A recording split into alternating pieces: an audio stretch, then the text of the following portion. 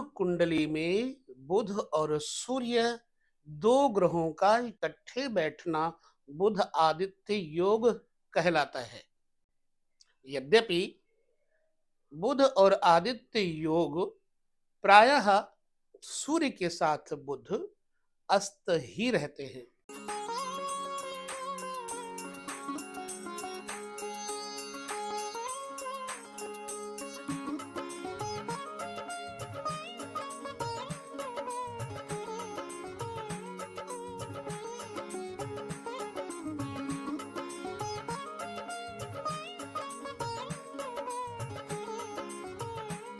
नमस्कार, जय श्री कृष्ण।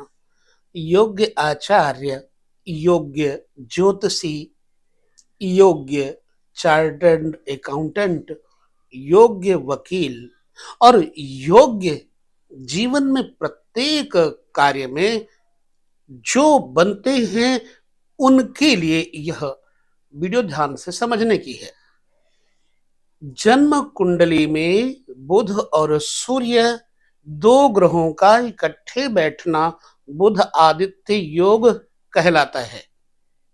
यद्यपि बुध और आदित्य योग प्रायः सूर्य के साथ बुध अस्त ही रहते हैं, किंतु फिर भी इस व्यक्ति के अंदर बहुत चापलूसी नहीं होती।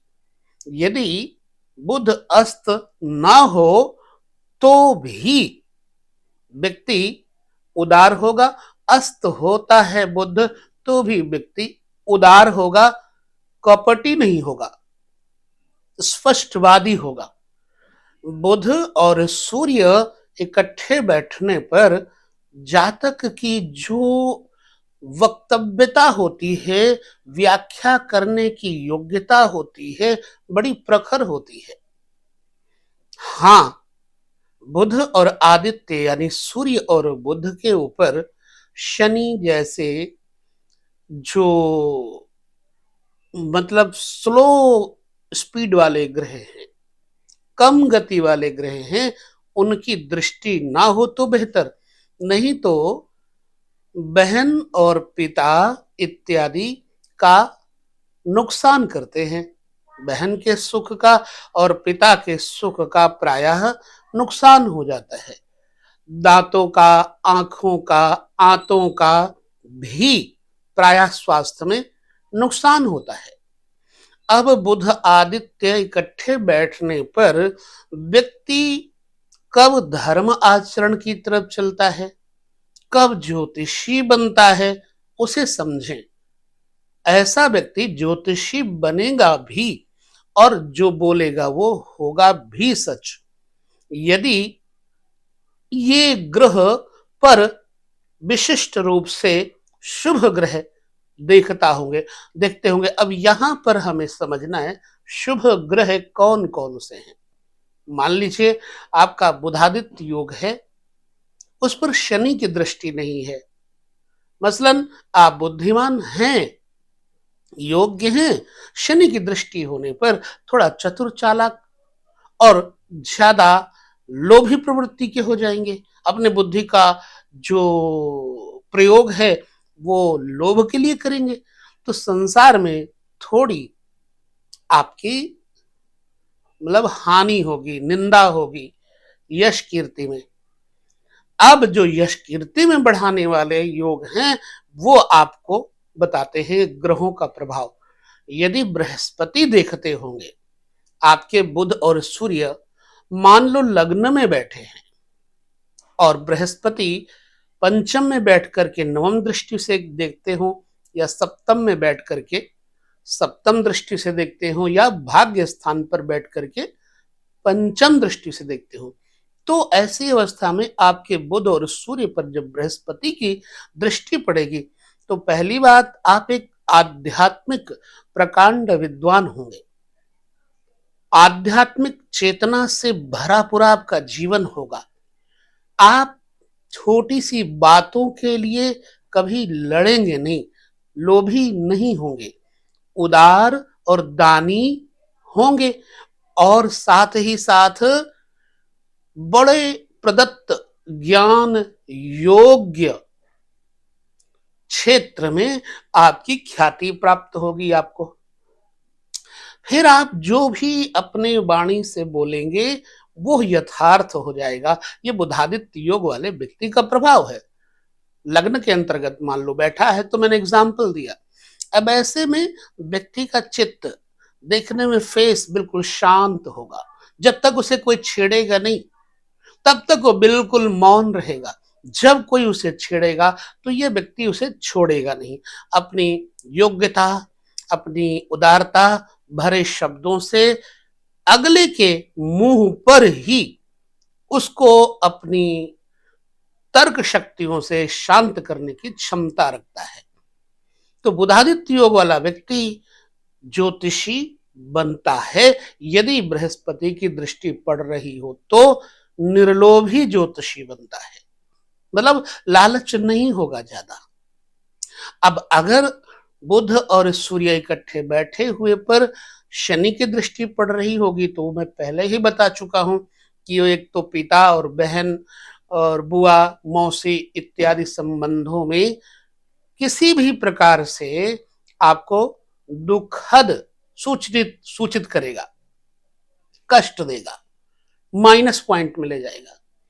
यदि बुध और सूर्य को कहीं राहु देखते होंगे तो फिर आपके वाणी में क्रोध, जलनशीलता, ईर्ष्या, अपने आगे किसी की बात को नहीं मानना, जिद्दीपना आपके अंदर हो जाएगा। केतु बैठे होंगे, अगर केतु की दृष्टि पड़ती होगी तो भी आप ज्योतिषी तो बहुत अच्छे होंगे, डॉक्टर भी अच्छे होंगे, लेकिन आपको जलन, आपको गुस्सा, आपको घमंड बहुत होगा। इसी प्रकार से यदि चंद्रमा देखते होंगे तो आप कूल माइंड, बिल्कुल मेंटलिटी पावर आपकी बड़ी हाई लेवल की होगी, क्योंकि सूर्य बुध पर कहीं भी बैठे हुए शुभ ग्रहों की दृष्टि से जातक को योग्य चार्टर्ड अकाउंटेंट, योग्य ज्योतिषी और बहुत कुछ योग्य आचार्य इत्यादि बनाते हैं। तो बुध और सूर्य पर यदि शुक्र की दृष्टि पड़ रही हो तो ऐसे व्यक्ति तंत्र मंत्र शास्त्र में बड़ी रुचि रखते हैं। बुधादित्य योग पर यदि शुक्र की युति हो जाए, क्योंकि शुक्र की दृष्टि सप्तम से तो नहीं देख सकती ना, पर युति हो सकती है। तो जब युति हो जाए तो बुध, सूर्य और शुक्र इकट्ठे होने पर कुछ बातों को प्लस करेंगे, कुछ बातों को माइनस करेंगे। माइनस क्या करेंगे? जैसे बुध सूर्य और वहां शुक्र भी इकट्ठे हो जाएं तो जातक को थोड़ा कामी, कामवेगी, भोगी, बदनाम बनाएंगे और नेत्रों में रोक देंगे तथा पति पत्नी में मानसिक अवसाद विवाद देंगे। तो बुध सूर्य पर चंद्रमा की दृष्टि का पड़ना जाहिर सी बात है कि जातक विद्वान, कुशल, प्रवक्ता, स्पीकर बन करके लोक को, संसार को आगे बढ़ने में मदद करेगा। वह निष्ठा युक्त, निष्ठावान व्यक्ति संसार में प्रसिद्धि देगा। ये हो गई बात। मंगल की अगर युति हो जाए तो जातक में पुनः क्रोध इत्यादि, बुध और सूर्य इकट्ठे बैठे और मंगल की युति हो जाए तो व्यक्ति अपने क्रोध के कारण बदनाम हो जाता है। बेशक उसे कोई कुछ दे ना दे, लेकिन वो व्यक्ति सच बोल करके अपनी जिंदगी ही खराब कर लेता है।